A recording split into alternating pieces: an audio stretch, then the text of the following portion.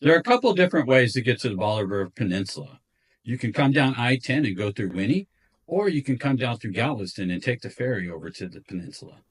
I love the ferry. It's a lot of fun because you get to see a lot of the fish and the birds. You can go to the back. You can feed the seagulls. A lot of times you get to spot dolphins. You can go up to the second floor and actually get a really nice view of the Gulf.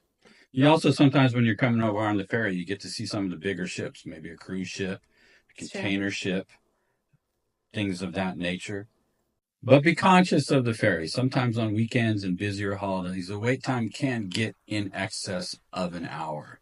So just keep that in mind if you're going to travel from Galveston to the peninsula or the peninsula back to Galveston. Sometimes there is a long wait on the ferry, but it is definitely a fun ride if you like that kind of thing. We always definitely like the ride on the ferry because we get to see the dolphins, get to see the birds, get to see different kinds of ships, and you just kind of get that ocean breeze in your face as it's moving along and kind of floating across the water. It's definitely lots of fun. Yeah, and there's a lot of really cool stuff to see in Galveston as well. They have the Pleasure Pier. If you have small children, that's a really fun place to visit as well.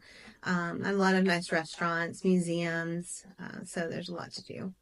Also, too, if that's not kind of your thing and you just want to get to the peninsula so you can get straight to the beach, think about coming out I-10 and coming down Windy, down to 87 and cut through that way. It will save you a lot of time, a little bit farther a drive, but the difference in time will make up That's for what it. we typically do. That's typically how we get there. We come down to Houston, then cut out I-10, and then come down 87 and drops us right at the beach house there. So definitely keep that in mind as one of your routes as you're planning your trip.